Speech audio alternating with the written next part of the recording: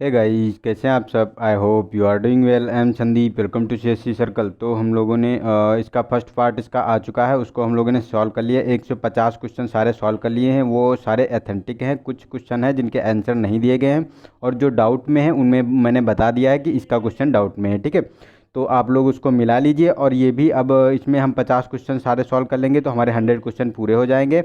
तो आप लोगों को क्या करना है, बताना है कि आप लोगों का कितना कितना सही हो रहा है। ठीक है, उसके बाद हम लोग कट ऑफ के बारे में भी डिस्कस कर लेंगे, अगर आप लोग बताएंगे तो। अगर आप लोगों को पता है तो कोई मैं वीडियो नहीं बनाऊंगा, अगर आप लोग कहेंगे तो मैं ज़रूर बनाऊंगा कट ऑफ पे भी। ठीक है, तो ये जो आप लोग अच्छे से इसको एनालिसिस कर लीजिए, और फिर अगर जो आपका जिसका हो रहा है उसको कॉन्ग्रेचुलेशंस, और वो लोग अपनी 2-3 दिन का रेस्ट लीजिए और मेंस की तैयारी कीजिए। ठीक है, शुरू कीजिए। और मैं विजन की सारी टेस्ट यहाँ सॉल्व करवाऊँगा।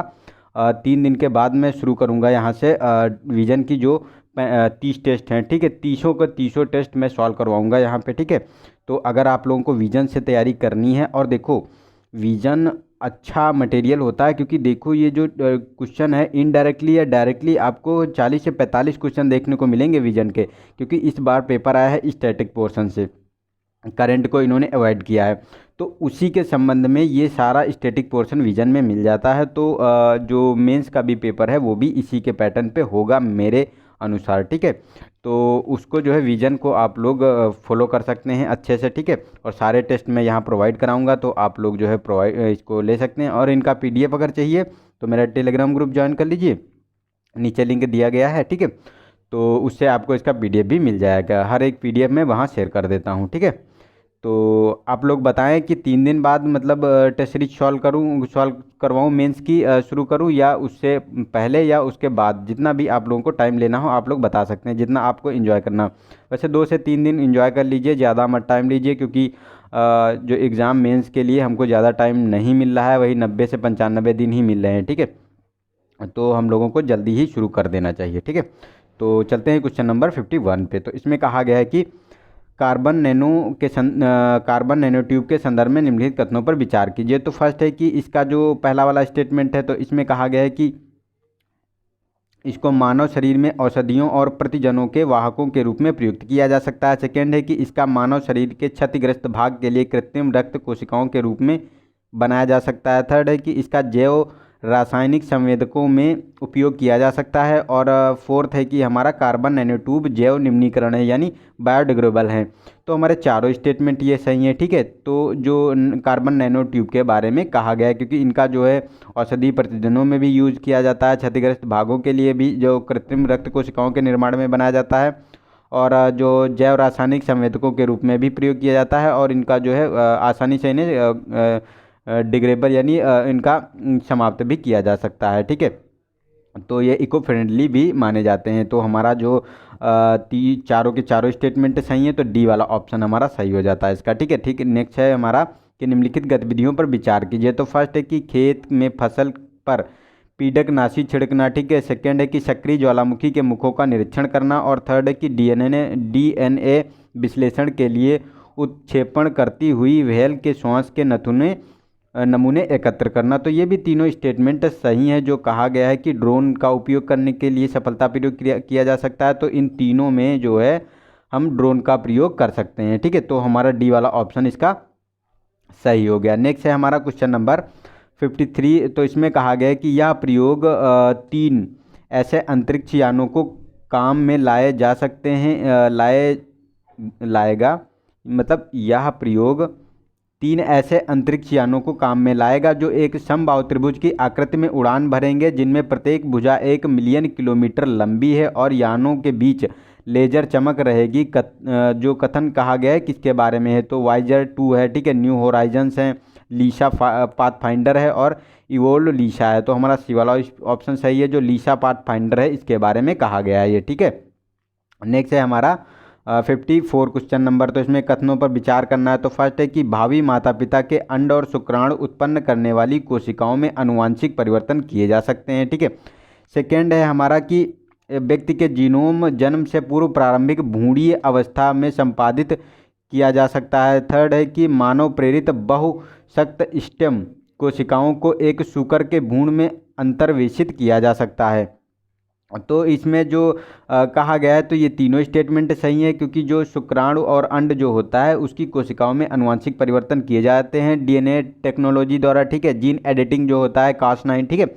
और सेकेंड वाला भी स्टेटमेंट सही है और थर्ड भी सही है हमारा, तो डी वाला ऑप्शन इसका सही हो जाता है। नेक्स्ट है हमारा क्वेश्चन नंबर 55। इसमें कहा गया कि भारत में न्यूमोकोकल संयुग्मी वैक्सीन के उपयोग का क्या महत्व है। तो फर्स्ट है कि ये वैक्सीन न्यूमोनिया और साथ ही तनिका शोथ और सेप्सिस के विरुद्ध प्रभावी है, ठीक है। और सेकेंड है कि उन प्रतिजैविकों पर निर्भरता कम की जा सकती है जो औषधि प्रतिरोधी जीवाणुओं के विरुद्ध प्रभावी हैं, और इन वैक्सीनों के कोई गौण प्रभाव यानी साइड इफ़ेक्ट नहीं है, और ना ही वैक्सीन कोई जो प्रत्युजता संबंधी अभिक्रियाएं करती है। तो ये गलत है थर्ड वाला स्टेटमेंट, ठीक है। इसमें जो कहा गया है तो थर्ड वाला तो गलत है, इसके साइड इफ़ेक्ट होते हैं कुछ ना कुछ, तो किसी भी वैक्सीन के साइड इफ़ेक्ट होते हैं, लेकिन ये फर्स्ट और सेकंड सही है इसका, तो हमारा बी वाला ऑप्शन सही है। लेकिन ये डाउटफुल क्वेश्चन है, इसमें ये थर्ड वाला जो इनके हिसाब से ये गलत है, ये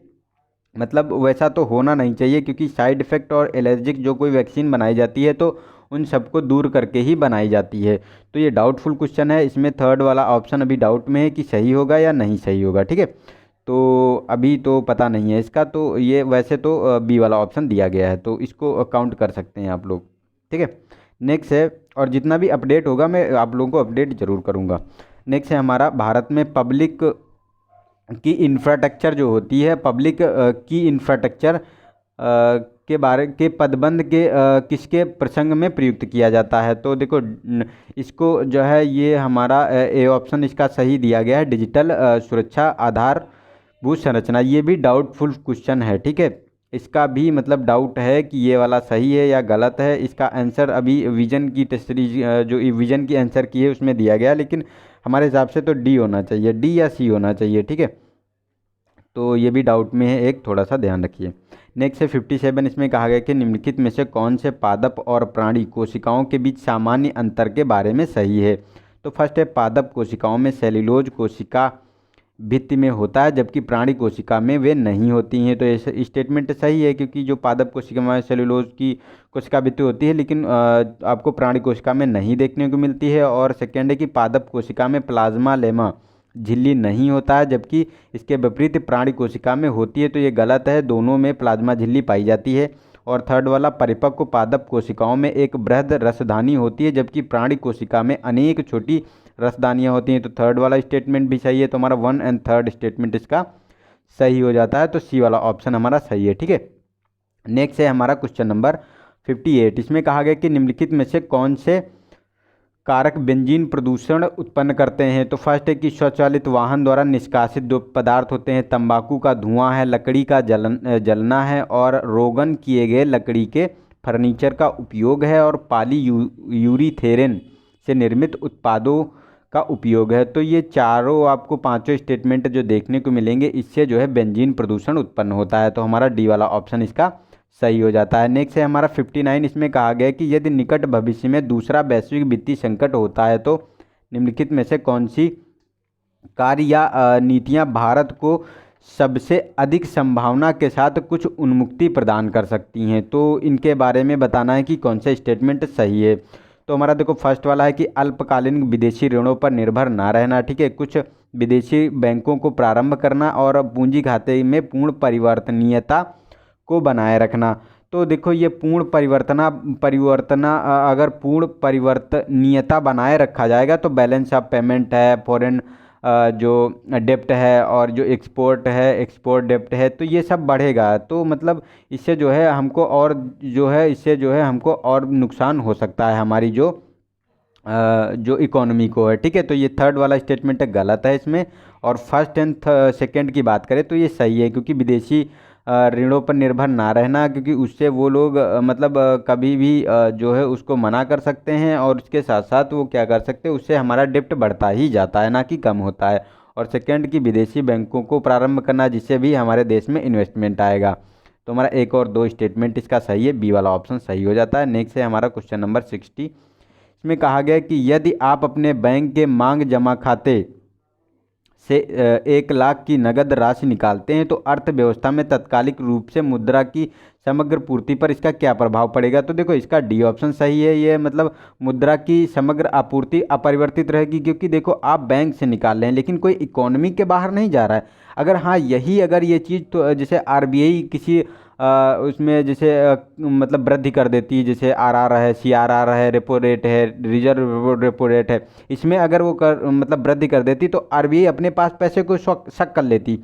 तो जब अपने पास शक कर लेती तो वो इकोनॉमी से बाहर हो जाता है। लेकिन अगर हम किसी अकाउंट से निकालते हैं पैसा तो वो किसी न किसी चीज़ में इन्वेस्ट करने के लिए, मोटरसाइकिल खरीदनी है, बाइक खरीदनी है, या फिर कुछ और कोई स्टार्टअप लगाना है, तो ये उसी इकोनॉमी में इंजेक्ट हो जाता है। ठीक है, तो हमारा डी वाला ऑप्शन सही हो गया। नेक्स्ट है हमारा क्वेश्चन नंबर 61। इसमें कहा गया कि भारत के सांस्कृतिक इतिहास के संदर्भ में परामिता शब्द का सही विवरण निम्नलिखित में से कौन सा है। तो फर्स्ट है कि सूत्र पद्धति में लिखे गए प्राचीनतम धर्म शास्त्र पाठ हैं। ठीक है, सेकेंड है कि वेदों के प्राधिकरण को अस्वीकार करने वाले दार्शनिक संप्रदाय हैं। और सी है कि परिपूर्ण जिनकी प्राप्तियों को बोधिसत्व पथ प्रशस्त है और आरंभिक मध्यकालीन दक्षिण भारत की शक्तिशाली व्यापारी शक्ति श्रेणियाँ हैं।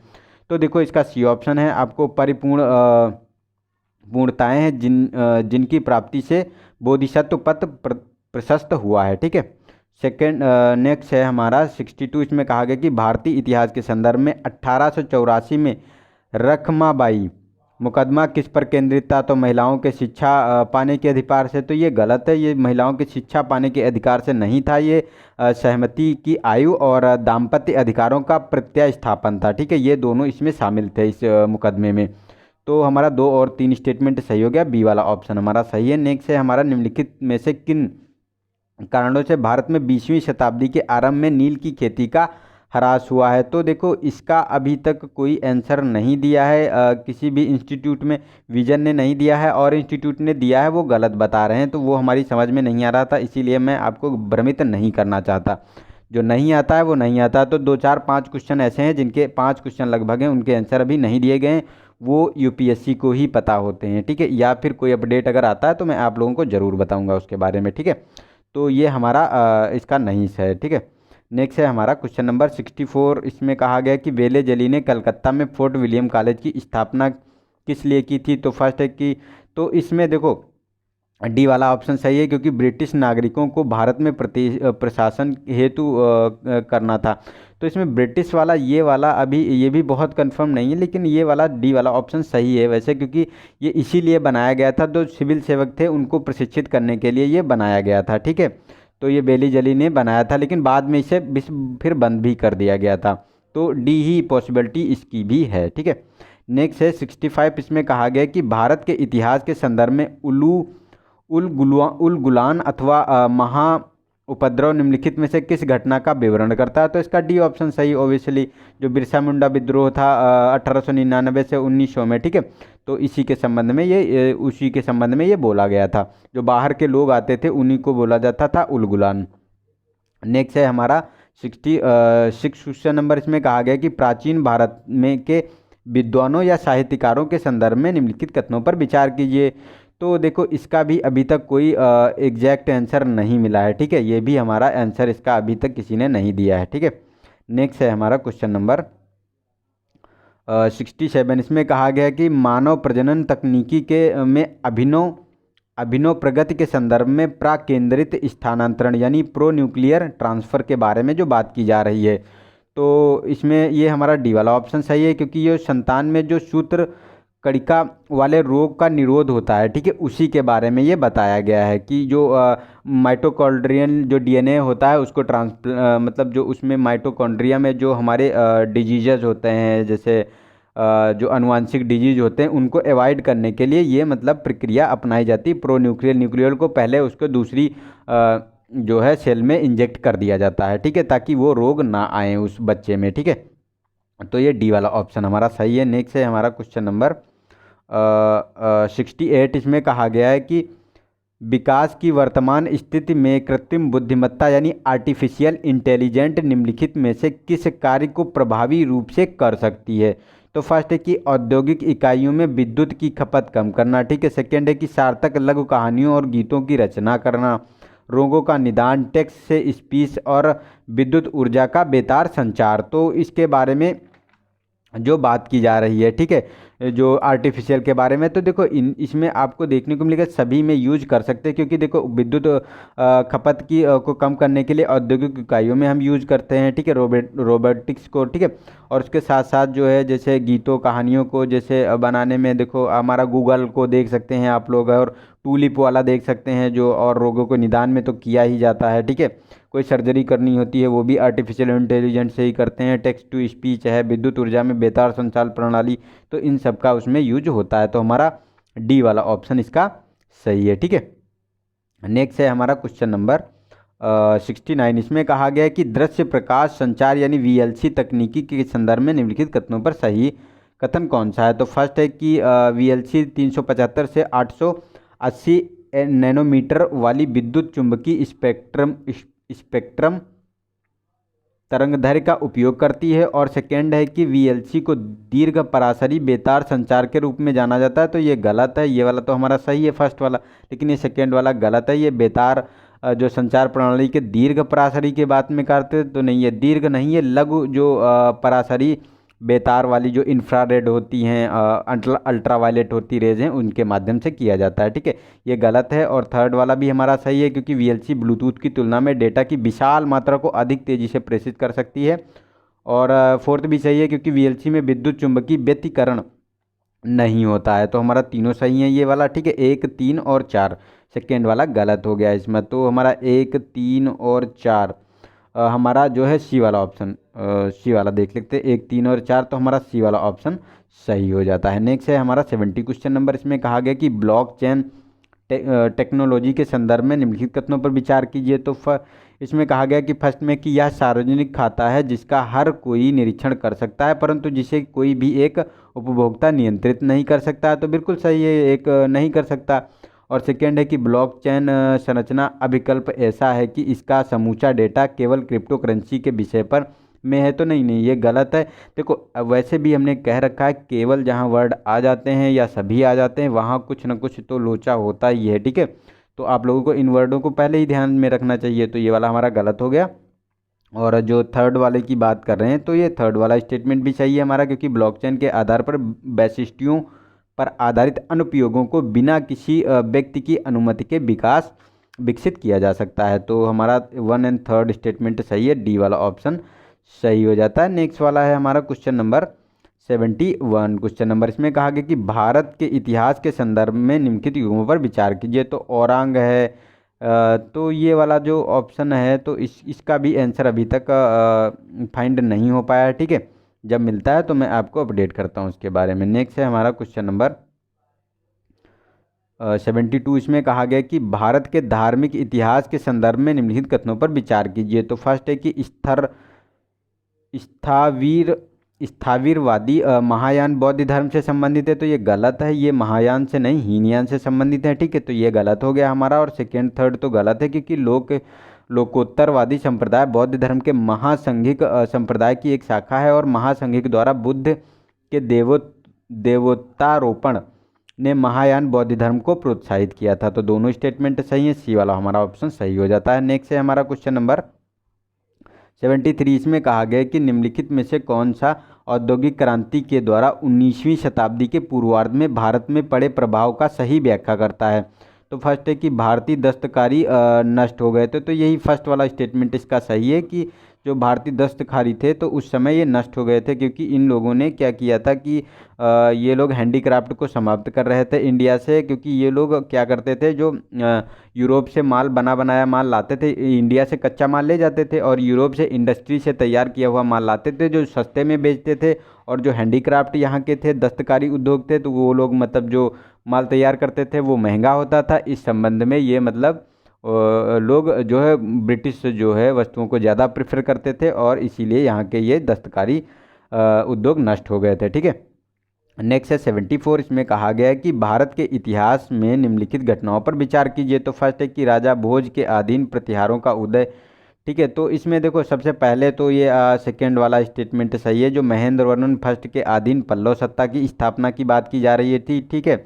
उसके बाद आपको जो गोपाल दास पाल वंश की स्थापना इन्होंने की थी, और फिर है राजा भोज के अधीन प्रतिहारों का उदय था, और फिर परांतक द्वारा चोल सत्ता की स्थापना थी। ठीक है। तो हमारा दो दो और चार, एक, तीन सही हो गया, तो हमारा सी वाला ऑप्शन इसका सही है। नेक्स्ट है हमारा 75। इसमें कहा गया कि निम्नलिखित में से कौन सा उपवाक्य हर्षकालीन स्रोतों में प्रायः उल्लिखित हुंडी के रूप में की परिभाषित करता है। तो फर्स्ट इसमें सी वाला ऑप्शन है तो सही हो जाता है, ये विनिमय पत्र के बारे में था। ठीक है। नेक्स्ट है हमारा क्वेश्चन नंबर 76। इसमें कहा गया है कि स्वतंत्रता संग्राम के समय लिखी गई सखाराम गणेश देउस्कर की पुस्तक देशेर कथा के संदर्भ में निम्नलिखित कथनों पर विचार कीजिए। तो फर्स्ट है कि इसका कि पुस्तक को औपनिवेशिक राज्य द्वारा मस्तिष्क की सम्मोहन विजय के विरोध में चेतावनी दी। ठीक है। सेकेंड है कि इस पुस्तक ने स्वदेशी नुक्कड़ नाटकों तथा लोक गीतों को प्रेरित किया। और थर्ड है कि देउस्कर द्वारा देश शब्द का प्रयोग बंगाल क्षेत्र के विशिष्ट संदर्भ में किया गया था। तो जो देउस्कर की बात की जा रही, तो तीनों स्टेटमेंट ये बुक में सही हैं जो कहा गया था, और ये बंगाल के विशेष क्षेत्र के संदर्भ में किया गया था। तो ये हमारा डी वाला ऑप्शन इसका सही हो जाता है। चलते नेक्स्ट क्वेश्चन पे। तो नेक्स्ट है हमारा कि गांधी इरविन समझौते में निम्नलिखित में से क्या सम्मिलित थे। तो राउंड टेबल कॉन्फ्रेंस के बारे में भाग को आमंत्रित करना, ये भी हमारा सही है। सहयोग के संबंध में जारी किए गए अध्यादेशों को वापस लेना, ये भी स्टेटमेंट हमारा सही था। लेकिन ये थर्ड वाला स्टेटमेंट गलत था, क्योंकि पुलिस की ज्यादतियों की जांच है तो गांधी जी के सुझाव की स्वीकृति के बारे में इसमें कुछ नहीं कहा गया था। ठीक है। और फोर्थ भी सही है, क्योंकि केवल उन्हीं कैदियों को रिहा करने पर हिंसा का अभियोग नहीं था जिनका हिंसा के संबंध में अभियोग नहीं लगाया गया था। तो 1, 2 और 4 स्टेटमेंट हमारा सही हो जाता है। तो हमारा 1, 2 और 4 हमारा बी ऑप्शन सही है। ठीक है। नेक्स्ट है हमारा क्वेश्चन नंबर 78। इसमें कहा गया कि अस्पृश्य समुदाय के लोगों को लक्षित कर प्राथमिक मासिक पत्रिका बिटाल विध्वंसक किसके द्वारा प्रकाशित की गई थी। तो ये ए वाला ऑप्शन हमारा सही है, जो गोपाल बाबा बलंगकर थे। ठीक है। इन्हीं के द्वारा ये मतलब प्रथम जो है मासिक बिटाल विध्वंसक जो प्रकाशित की गई थी अस्पृश्य समुदाय के लिए। ठीक है। नेक्स्ट है 79। इसमें कहा गया कि भारत के इतिहास के संदर्भ में कुल्याप तथा द्रोणवाप शब्द क्या निर्दिष्ट करते हैं। तो भूमाप है। ठीक है। ये भूमाप का एक मतलब प्रणाली थी, उसी में कुल्याप और द्रोणवाप जो है ये मतलब भूमाप की प्रणालियाँ थी। ठीक है, गुप्ता पीरियड में। नेक्स्ट है कि 80 क्वेश्चन नंबर। इसमें कहा गया कि निम्नलिखित में से किस शासकों ने अपनी प्रजा को इस अभिलेख के माध्यम से परामर्श दिया है। तो देखो इसमें देख लेते हैं, कोई भी व्यक्ति जो अपने संप्रदाय को महिमा मंडित करने की दृष्टि से अपने धार्मिक संप्रदाय की प्रशंसा करता है या अपने संप्रदाय के प्रति अत्यधिक भक्ति के कारण अन्य संप्रदायों की निंदा करता है, वह अपितु अपने संप्रदाय को गंभीर रूप से हानि पहुंचाता है। तो ये अशोक के एक शिलालेख में ये कहा गया था। ठीक है, धम्म से लिया गया है ये। ठीक है। नेक्स्ट है हमारा क्वेश्चन नंबर 81। तो इसमें कहा गया है कि संसदीय व्यवस्था वाली सरकार वह होती है जिसमें, तो इसमें क्या होता है कि ये बी वाला ऑप्शन सही है कि सरकार संसद के प्रति उत्तरदायी होती है और उसके द्वारा हटाई जाती है। क्योंकि इसमें ये डायरेक्टली लक्ष्मीकांत में ये दिया गया स्टेटमेंट है कि सरकार संसद के प्रति उत्तरदायी होती है, और इसके सब्स्टिट्यूट में कहा गया है कि लोकसभा द्वारा इसे जो है समाप्त किया जा सकता है, मतलब हटाया जा सकता है। अगर उसमें लोकसभा में बहुमत नहीं होता है तो उस सरकार को हटाया जा सकता है। तो हमारा बी वाला ऑप्शन सही हो गया। नेक्स्ट है हमारा 82। इसमें कहा गया कि भारत के संविधान का कौन सा भाग कल्याणकारी राज्य के आदर्श की घोषणा करता है। तो हमारा देखो ये ए वाला ऑप्शन सही है, जो राज्य के नीति निर्देशक तत्व का जो आर्टिकल 50 है। ठीक है, वो जो है नहीं, कल्याणकारी राज्य की अगर बात करें तो ये जो हमारा देखने को मिलेगा जो पार्ट 4 है। ठीक है, पार्ट 4 का जो 36 से 51 तक जो आर्टिकल दिए गए हैं उसमें इसका प्रोविज़न किया गया है, कल्याणकारी आदर्श राज्य की ये घोषणा करता है। ठीक है। नेक्स्ट है हमारा 83। इसमें कहा गया कि निम्नलिखित कथनों पर विचार कीजिए।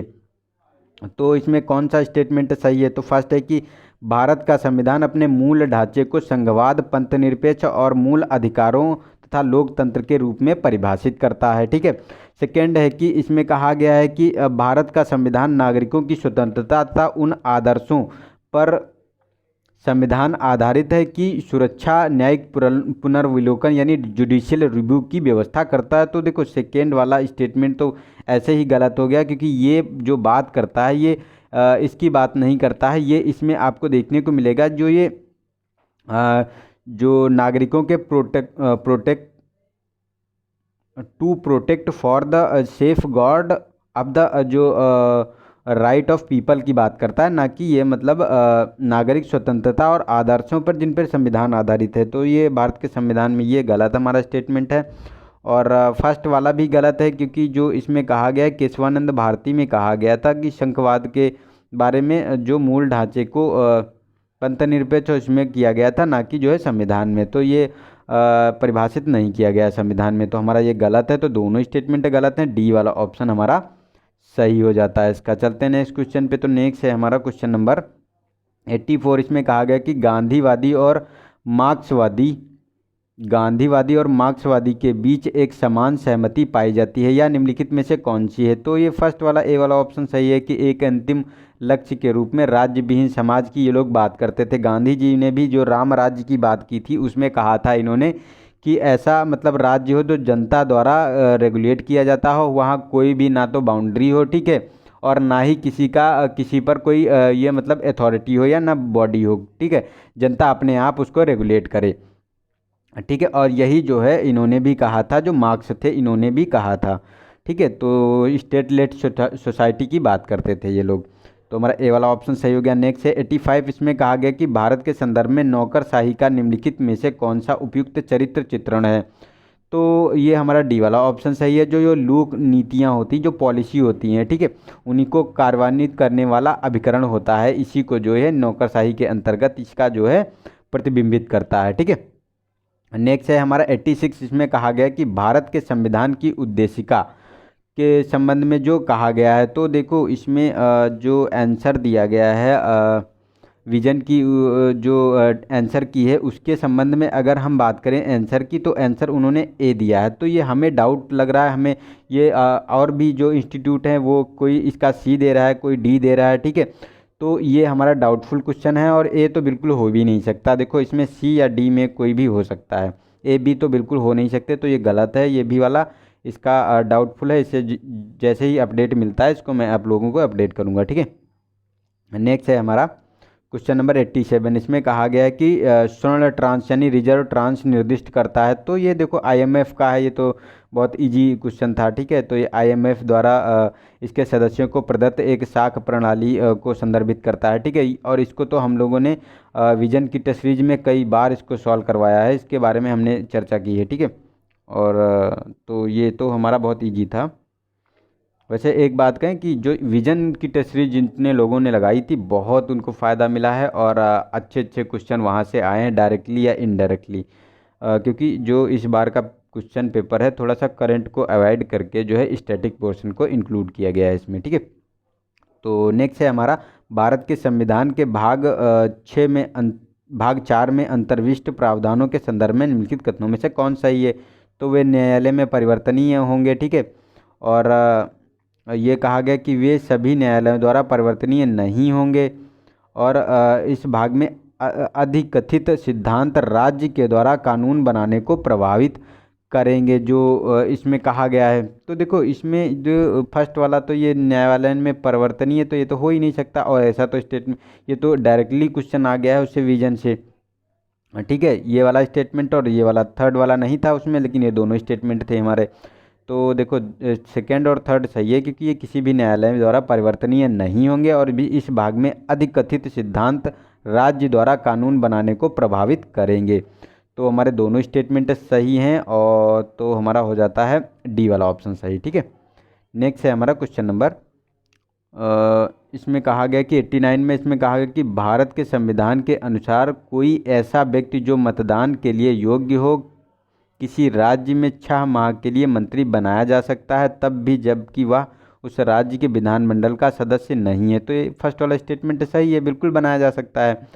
और सेकेंड वाले में जो कहा गया है कि लोक प्रतिनिधित्व अधिनियम 1951 के अनुसार कोई भी व्यक्ति जो दांडिक अपराध के अंतर्गत दोषी पाया जाता है, जिसे 5 वर्ष के लिए कारावास का दंड दिया गया है, चुनाव लड़ने के लिए स्थायी तौर पर निरहर हो जाता है, ठीक है, और भले ही वह कारावास को मुक्त हो जाए। तो ये गलत है, हमेशा के लिए वो नहीं होता है, मतलब उसको 6 साल का जो बैन कर दिया जाता है, 6 साल तक अगर वो क्रिमिनल किसी ऑफेंसेस में पाया जाता है और 2 साल से ज़्यादा उसको सज़ा मिलती है तो उसको 6 साल के लिए बैन कर दिया जाता है कि आप चुनाव नहीं लड़ सकते हैं, ठीक है। उसके बाद वो फिर से आ सकता है। तो सेकेंड स्टेटमेंट हमारा गलत है, फर्स्ट वाला सही है। तो ए वाला ऑप्शन हमारा सही हो जाता है इसमें। नेक्स्ट है हमारा 90 क्वेश्चन नंबर। इसमें कहा गया है कि भारत का राष्ट्रपति ऐसे स्थान पर जिसे वह ठीक समझे संसद का सत्र आहूत कर सकता है, ठीक है। तो ये तो फर्स्ट वाला स्टेटमेंट सही है। और ये जो सेकंड में कहा गया है कि भारत का संविधान एक वर्ष में संसद के 3 सत्रों का प्रावधान करता है, किंतु सभी 3 सत्रों का चलाया जाना अनिवार्य नहीं है। तो ये 3 सत्रों का नहीं, 2 सत्र अनिवार्य हैं इसमें, ठीक है। और एक वर्ष में जो, तो ये स्टेटमेंट हमारा गलत हो गया। और ये कहा गया है कि एक वर्ष में दिनों की कोई न्यूनतम संख्या निर्धारित नहीं है जब संसद का चलना आवश्यक है। तो ये भी कोई न्यूनतम इनकी संख्या निर्धारित नहीं है, निर्धारित की गई है। तो ये भी हमारा स्टेटमेंट गलत है, ए वाला ऑप्शन हमारा सही हो जाता है इसका, ठीक है। चलते हैं नेक्स्ट क्वेश्चन पे। नेक्स्ट है हमारा 91 क्वेश्चन नंबर। इसमें कहा गया है कि कथनों पर विचार कीजिए। तो फर्स्ट है कि आधार मेटा डेटा को 3 महीने से अधिक संग्रहित नहीं किया जा सकता। तो ये गलत है, ये 6 महीने से अधिक संग्रहित नहीं किया जा सकता, 3 महीने से नहीं, तो ये गलत हो गया। सेकेंड में राज्य निगमों से आधार डेटा को साझा करने के लिए कोई अनुबंध नहीं कर सकता। तो ये गलत है, ये अनुबंध कर सकता है, ठीक है। और आधार बीमा उत्पादों को प्राप्त करने के लिए अनिवार्य है। तो ये बीमा उत्पादों को अगर प्राप्त करना है तो ये आधार को अनिवार्य किया गया है। तो ये हमारा स्टेटमेंट सही है। और फोर्थ की बात करें कि आधार उपयोग की संचित निधि के हित प्राप्त करने के लिए अनिवार्य है, तो ये गलत है, इसके लिए अनिवार्य नहीं किया गया है। तो थर्ड स्टेटमेंट केवल इसमें हमारा सही है और सारे गलत हैं।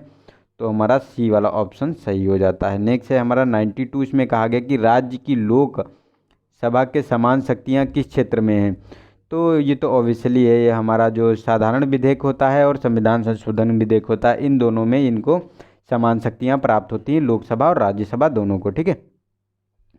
नेक्स्ट है हमारा क्वेश्चन नंबर 93। इसमें कहा गया है कि संसद सदस्य स्थानीय क्षेत्र विकास योजना के अंतर्गत निधियों के संदर्भ में निम्नलिखित कथनों में से कौन से सही हैं। तो फर्स्ट है कि एमपी लेड निधियां टिकाऊ संपत्तियां जैसे कि स्वास्थ्य, शिक्षा और की भौतिक आधारभूत संरचनाओं के निर्माण हेतु प्रयुक्त हो सकती हैं। तो सही है, ये तो इन्हीं के लिए तो यूज किया जाता है इनको। सेकेंड है कि प्रत्येक सांसद की निधि का एक निश्चित अंश अनुसूचित जात, अनुसूचित जनजाति के लाभार्थ प्रयुक्त होना आवश्यक है। तो जो इसमें कहा गया है कि आवश्यक है, तो इसमें जो बात करें इसकी सेकेंड वाले स्टेटमेंट की, तो इसमें भी आपको देखने को मिलेगा सही है, क्योंकि इसमें जो अनुसूचित जाति है उसके लिए 15% ये किया गया है। इसका लाभार्थ जो हैबिटेट इनके रिहेबिलिटेशन के लिए 15% है, ठीक है, कि इनके लिए आवास बनाना या मतलब इन चीज़ों पर आप कर सकते हैं। और जो अनुसूचित जनजाति होती है उसमें 7.5% के अंतर्गत, ठीक है, कर सकते हैं। तो ये भी हमारा स्टेटमेंट सही है। और ये नेक्स्ट है कि इनको नॉन लैप्सेबल कहा गया है कि ये लैप्सेबल हैं, तो नहीं, जैसे मतलब जो निधियाँ होती हैं वो अगले साल के लिए जो कहा गया है कि जितनी, जैसे इनमें 5 करोड़ जैसे फंड मिला, ठीक है, 5 करोड़ मिला इसका, तो 5 करोड़ क्या हुआ, एक साल में हमने 2 करोड़ खर्च किया, अब 3 करोड़ बच गया। तो ये लोग कहते हैं कि ये 3 करोड़ समाप्त हो जाएगा, लेकिन नहीं, अब 3 करोड़ ये बचा हुआ है, अगले साल का 5 करोड़ मिलेगा, तो अब आपके पास 8 करोड़ हो जाएगा। तो ये लैप्स नहीं होता है, ठीक है। तो अग्रहित नहीं होता है, तो अग्रहित हो जाता है ये, ठीक है। तो ये मतलब आगे आपका अगले वर्ष में वो जुड़ जाता है, तो ये गलत है। और ये हमारा फोर्थ वाला कि कार्यान्वित हो रहे सभी कार्यों में कम से कम 10% कार्यों का प्राधिकरणी जो प्राधिकारी होता है उसमें प्रतिवर्ष निरीक्षण का अनिवार्य है, तो नहीं, इसमें कोई लिमिट नहीं दी गई, नो लिमिट है इसमें, ठीक है, कोई लिमिट नहीं है, तो ये भी हमारा गलत है। तो हमारा जो स्टेटमेंट है फर्स्ट एंड सेकेंड स्टेटमेंट सही हो गया, ए वाला ऑप्शन। नेक्स्ट है हमारा, और देखो MP लेड के बारे में हमने डिस्कस किया था और कहा था इससे क्वेश्चन जरूर बनेगा और बना भी है, ठीक है। तो देखो ये वाला देखो विजन का आपको देखने को मिला है, ठीक है। ऐसा स्टेटमेंट तो हम लोगों ने किया था, लेकिन ये वाला स्टेटमेंट नहीं था, और ये भी हम लोगों ने नहीं पढ़ा था, ये भी था। 1 और 3 स्टेटमेंट इसमें डायरेक्टली मिले थे, ठीक है। तो ये भी देख सकते हैं, विजन से बहुत क्वेश्चन फंसे हैं आप लोगों के। कॉन्ग्रेचुलेशंस आप लोगों का हैं, आप लोगों के तो बहुत अच्छे आप लोगों के बहुत ज़्यादा क्वेश्चन सही होंगे। एक बच्चे का वो आया था हमारे पास, मैसेज आया था, तो उसने कहा उसके 53 क्वेश्चन सही हैं, ठीक है। एक संदीप अटकन करके हैं, उन्होंने उनके 53 क्वेश्चन सही हैं, ठीक है। तो जो है उनका जो हो जाएगा कंफर्म, तो आप लोगों का भी, आप लोग भी बताइए कि कितना आपका जो है हो रहा है, ठीक है। नेक्स्ट है हमारा 94 क्वेश्चन नंबर। इसमें कहा है कि निम्नलिखित मूल अधिकारों के किस संवर्ग में अस्पृश्यता के रूप में किए गए विभेद के विरुद्ध संरक्षण समाविष्ट है। तो इसमें देखो ये समता के अधिकार के अंतर्गत इसको किया गया है, जो आर्टिकल 17 है, ठीक है। अस्पृश्यता के विभेद के संरक्षण की बात की जा रही है, ठीक है। नेक्स्ट है हमारा 95। इसमें कहा गया कि भारत में न्यायपालिका का कार्यपालिका से पृथक किससे व्यादेशित है। तो हमारा देखो राज्य के नीति निर्देशक तत्व, तो इसी में इसका किया गया है, जो आर्टिकल 50 है, ठीक है। इसी के अंतर्गत ये प्रोविज़न किया गया है कि न्यायपालिका का कार्यपालिका से पृथक्करण किया जाता है, ठीक है। तो हमारा बी वाला ऑप्शन सही हो गया इसमें। नेक्स्ट है हमारा क्वेश्चन नंबर 96। इसमें कहा गया है कि विधि मंत्री संसद में बजट प्रस्तुत करते हुए उसके अन्य प्रलेख भी प्रस्तुत करते हैं, जिनमें बृहद आर्थिक रूपरेखा विवरण भी सम्मिलित रहता है, या पूर्वोत्तर प्रलेख निम्न आदेशन के कारण प्रस्तुत किया जाता है, ठीक है। और तो इसमें कौन सा स्टेटमेंट सही है हमारा। तो देखो ये जो बृहद रूपरेखा विवरण की जो बात की जा रही थी, the micro economic framework statement, तो ये जो राजकोषीय उत्तरदायित्व बजट प्रबंधन अधिनियम 2003 है, यानी FRBM एक्ट, इसी के अंतर्गत ये किया गया है, ठीक है। नेक्स्ट है हमारा 97। इसमें कहा गया कि भारत में संवैधानिक सरकार का अर्थ है। तो देखो संवैधानिक सरकार का अर्थ है कि उसके पास वो संविधान के अनुसार चलेगा, तो उसके पास सीमित शक्तियां हैं, ना कि असीमित, ठीक है। क्योंकि संविधान में जो प्रोविज़न किया गया है उससे बाहर जाकर आप जो है कुछ नहीं कर सकते। जो संविधान ने आपको पावर दी है वही हैं, तो मतलब उनको कंसाइज कर दिया गया है, उनको फ्री नहीं रखा गया है। तो हमारा जो ये सीमित सरकार की बात करते हैं, ठीक है। नेक्स्ट है नेक्स्ट है हमारा 98 क्वेश्चन नंबर। इसमें कहा गया है कि मूल अधिकारों के अतिरिक्त भारत के संविधान के निम्नलिखित में से कौन से भाग मानव अधिकारों के सार्वभौमिक घोषणा 1948 के सिद्धांतों एवं प्रावधानों को प्रतिबंधित करता है। तो देखो इसमें विजन ने तो उद्देशिका और ये दिया है कि नीति निर्देशक तत्व का आंसर दिया है, लेकिन ये हमें नहीं लग रहा, हमें तो मूल कर्तव्य को भी प्रतिबिंबित ये करता है। तो मुझे तो तीनों स्टेटमेंट इसमें सही लग रहे हैं, ठीक है। तो अभी इसका कोई सटीक आंसर नहीं है, ठीक है। वैसे तो ए आंसर मान सकते हैं, लेकिन मुझे लगता नहीं कि ए होगा इसका सही। तो चलते नेक्स्ट में। नेक्स्ट है हमारा क्वेश्चन नंबर 99। इसमें कहा गया कि भारत में विधिक सेवा प्रदान करने वाले प्राधिकरण निम्नलिखित में से, मतलब लीगल सर्विस अथॉरिटी, किस प्रकार के नागरिकों को निःशुल्क विधिक सेवाएं प्रदान करते हैं। तो देखो इसमें जो कहा गया है कि वार्षिक आय जिनकी जो है 1 लाख से कम हो, 2 लाख से कम हो वार्षिक आय, जो ट्रांसजेंडर हैं, ठीक है। और पिछड़े वर्ग जो हैं उनकी जो देखने को मिलेगी 3 लाख से कम है, और सभी वरिष्ठ नागरिकों की। तो इसमें इसका भी आंसर अभी तक नहीं दिया गया है किसी भी इंस्टीट्यूट के द्वारा, ठीक है। और जो दिया है वो गलत बता रहे हैं, वो कोई भी सही हमें नहीं लग रहे, इसीलिए मैंने नहीं बताया आप लोगों को, ठीक है। नेक्स्ट है कि अंतर्राष्ट्रीय समझौता संगठन के बारे में। तो जो बात करें इसमें, तो देखो अलमाटा घोषणा की बात करें तो ये तो स्वास्थ्य से संबंधित था, तो ये तो फर्स्ट वाला हमारा सही है कि लोगों के स्वास्थ्य की देखभाल से। और जो हेग समझौता की अगर हम बात करें तो ये हेग वाला था, ये बाल अधिकार से समझौता मतलब संबंधित था, मतलब जो चाइल्ड प्रोटेक्शन के बारे में ये बात करता था, तो ये हमारा गलत हो गया।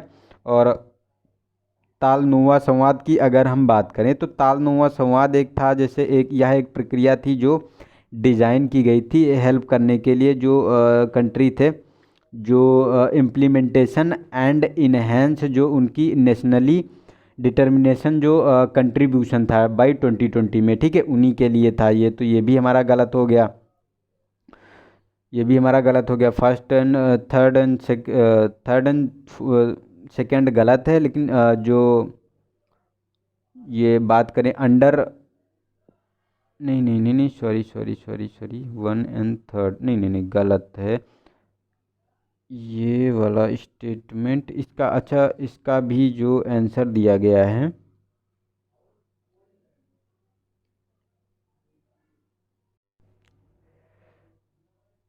नहीं नहीं नहीं, इसमें देखो हम बताते हैं, फिर से इसको बताते हैं, दोबारा डिस्कस कर लेते हैं। देखो अल्माटा ये जो संबंधित है ये तो हमारा सही है कि लोगों की स्वास्थ्य और देखभाल से संबंधित है, लेकिन ये जो हेग की बात करें तो ये चाइल्ड प्रोटेक्शन से संबंधित है, ठीक है, तो ये तो हमारा गलत हो गया ये। लेकिन तलो नोआ संवाद जो है ये मतलब वैश्विक जलवायु परिवर्तन से संबंधित है, तो ये थर्ड वाला भी स्टेटमेंट हमारा सही है, फर्स्ट वाला सही है। फोर्थ वाला ये गलत है हमारा, क्योंकि ये जो आपको देखने को मिलेगा ये जो है क्लाइमेट चेंज से ये संबंधित, ये भी संबंधित है।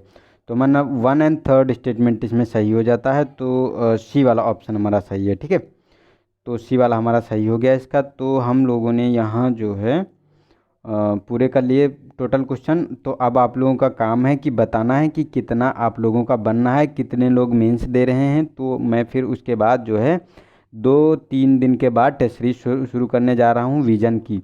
और आप लोग बताइए कि किस टाइम आप लोगों को चाहिए, सुबह के ही टाइम चाहिए जैसे हम लोग डिस्कस करते आ रहे हैं अभी तक, ठीक है, तो उसको जो है फिर हम लोग चालू करते हैं उसे, ठीक है।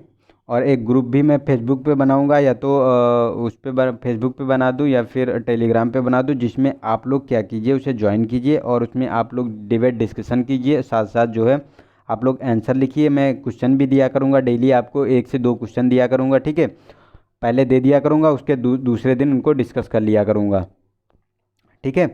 तो उसके बारे में भी है, तो वो भी आप लोग बताइए कि आप लोगों को ग्रुप अगर बना दूं, अगर आप लोग अगर उसमें आंसर लिख कर उसमें पोस्ट करना चाहें। और देखो जिसका हुआ है तो अच्छी बात है, और जिसको नहीं हुआ है वो और भी अच्छी बात है। आप लोगों को बुरा लग रहा होगा, मैं बता रहा हूँ कि और अच्छी बात है, लेकिन इसका मतलब ये नहीं है कि मुझे भी बुरा लग रहा है कि आपका नहीं हुआ, लेकिन ये सोचो कि अगर इस बार हमारा नहीं हुआ है प्री, ठीक है, तो अब आप लोगों को क्या करना है, मेंस को लेके चलना है, मेंस तैयार कर लेना है बहुत अच्छे से। और अगले देखो यूपीएससी का उसमें ज़्यादा टाइम नहीं है, ठीक है, आप लोगों के पास, तो आप लोग मेंस तैयार करें। उसके साथ साथ संडे को हम लोग क्या करेंगे, विजन का टेस्ट डेली सॉल्व करेंगे, जितने भी विजन के टेस्ट आएंगे प्री के भी। तो जो गलतियां की हैं उनको सुधारो आप लोग, और उनको अच्छे से हम डिस्कस किया करेंगे। और आप लोगों के लिए डिस्कशन ग्रुप बना देंगे, उसमें भी आप लोग डिस्कस करिए, ठीक है। और तो उन सब चीज़ों को आप लोग को फॉलो करके चलना है। और मेंस की तैयारी सभी को करनी है, जिसका हुआ है उसको तो करनी है, और जिसका नहीं हुआ है उसको तो बिल्कुल भी करनी है। क्योंकि अगर आपका प्री इस बार नहीं हुआ मान लो, ठीक है, अभी कितना 6 या 7 महीने मिलेंगे टोटल, फिर आपका प्री होगा। तो अगर मेंस इस टाइम में आप नहीं करेंगे तैयार तो कब करेंगे। अगर इस बार अगर मेंस यार तैयार कर लो, इस बार तैयार हो गया, अगली बार मेंस प्री दो, मेंस दो, इंटरव्यू दो, फाइनल यार एक ही बार में फाइनल हो जाएगा, बार बार से क्या मतलब देने से। तो इतना तैयार कर लो मेंस की कुछ भी क्वेश्चन आए तुमको करना है। और प्री तो मैं इस बार श्योर कह रहा हूँ आप लोगों को, मैं विजन के साथ साथ अदर भी टेस्ट सीरीज सॉल्व करवाऊँगा जहाँ से आपको आता है। मैंने जो चैनल चलाया था तो उसके बाद जो मुझे टाइम नहीं मिला कि विजन की ही सारी टेस्ट नहीं सॉल्व करवा पाया, उसके लिए मैं आप लोगों से तहे दिल से माफ़ी चाहता हूँ। लेकिन आप लोग यकीन नहीं मानेंगे कितनी मेहनत की है आप लोगों के लिए मैंने, क्योंकि डेली का डेली 1 घंटे का लेक्चर रिकॉर्ड करना खेल नहीं होता है, थोड़ा सा उसमें प्रिपरेशन करनी पड़ती है इतना ज़्यादा, तब जाके वो लेक्चर क्रिएट हो पाता है, ठीक है। तो आप लोगों को मेंस सबको तैयार करना है और मैं टेस्ट सीरीज ला रहा हूँ मेंस की, विजन वाली ही पूरी टेस्ट सीरीज सॉल्व करवाऊँगा, तो आप लोग जो है उससे भी जुड़ें, ठीक है, और ग्रुप में भी जुड़ें। और अपना डिस्कशन देखो, जितना ज़्यादा आप डिस्कशन करेंगे किसी टॉपिक पे उतना ज़्यादा आपको आएगा, ठीक है। तो जो है जिसका हो गया उसके लिए कॉन्ग्रेचुलेसन्स, और जिसका नहीं हुआ तो परेशान मत होइए, अभी बहुत जल्द आ रहा है, ठीक है। तो उसके लिए आप प्रिपेयर हो जाइए बहुत जल्दी से। एक दो दिन का जो भी टाइम लेना है अपना एंजॉय कर लीजिए, उसके बाद आप लग जाइए, चाहे जिसका हुआ है या जिसका नहीं हुआ वो भी, ठीक है। तो आगे जो है हम लोग कंटिन्यू करेंगे, ठीक है। तो आज के लिए इतना ही, मिलते हैं नेक्स्ट वीडियो में, तब तक के लिए नमस्कार, जय हिंद, जय भारत।